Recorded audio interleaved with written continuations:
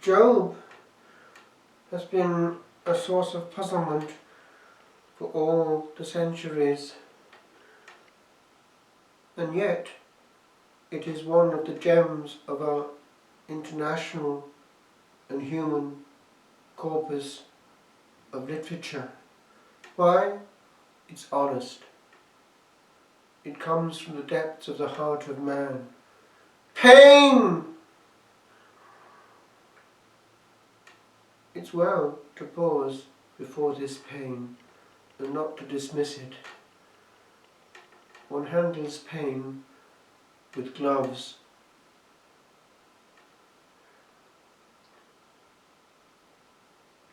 Job arose and rent his robe and shaved his head and fell upon the ground and worshipped. Notice, God is not cursed. And he said, naked I came from my mother's womb, and naked shall I return. That is profoundly true. It is indeed the bottom line. The Lord gave, yes, and the Lord has taken away, yes. Blessed be the name of the Lord. In all this, Job did not sin or charge God with wrong. There are some who are always blaming God. God, it seems, can't ever get anything right. And we know better than him, don't we, as to how the universe should be ruled.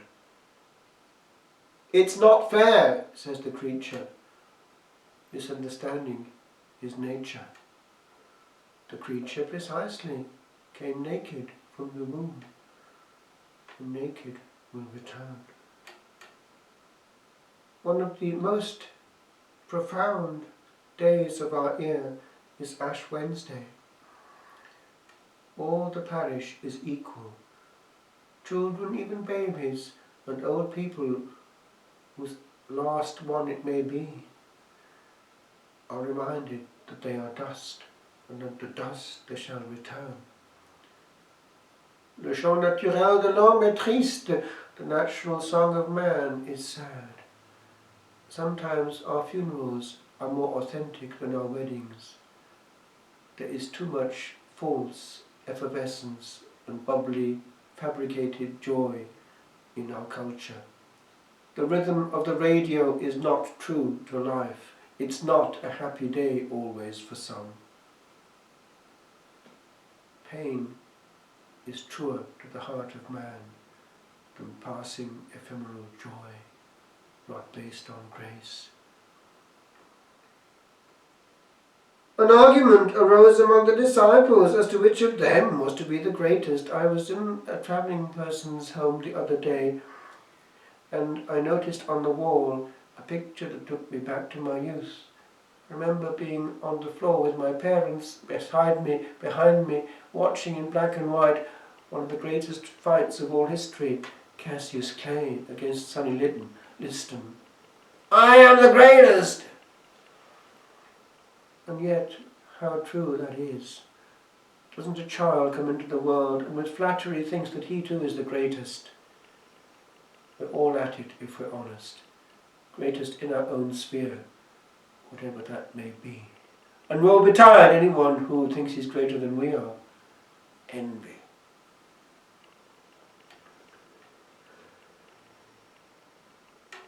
The Lord took a child. How beautiful an unspoilt child is. The big families that we still have sometimes in Ireland are a great help. I still meet people with about 20 siblings. It's good to see. They're not as selfish as the one child who is the centre of the solar system. They've always had to think of other people. And big sisters become little mothers very quickly. They haven't got time for themselves.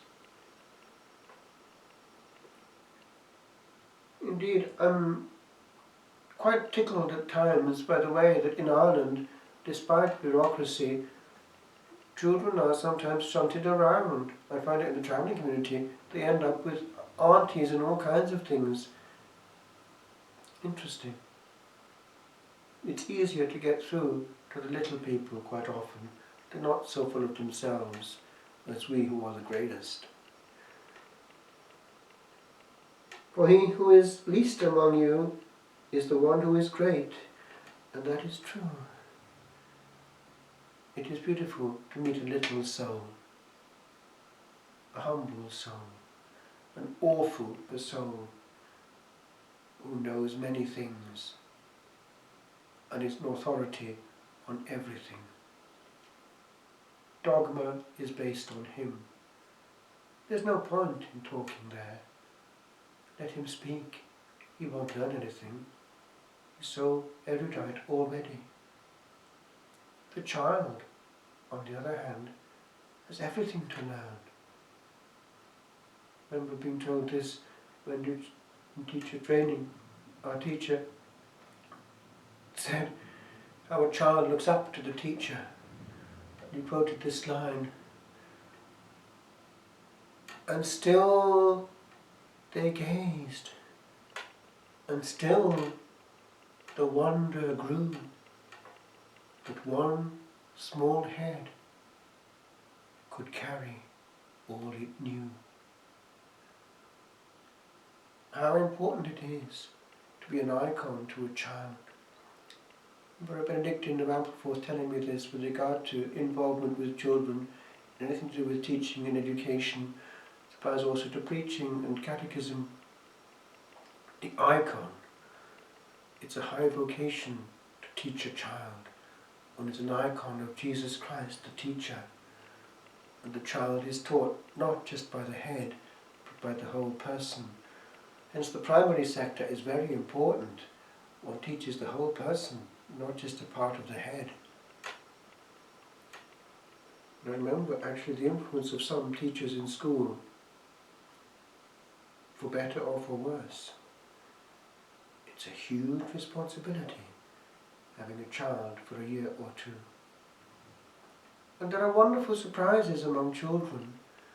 Remember, in country schools that I had in teacher training, they were uncontaminated children, straight from the country, all Welsh of course, and some would help the others who were weaker in class. Why contaminate a child with things it does not need to know before the time? Let a child be a child. We were children ourselves once and the time was good. The devil, as in the case of Job, Satan, the adversary, Satan, is prowling around, going up and down the earth, seeing what mischief he can do.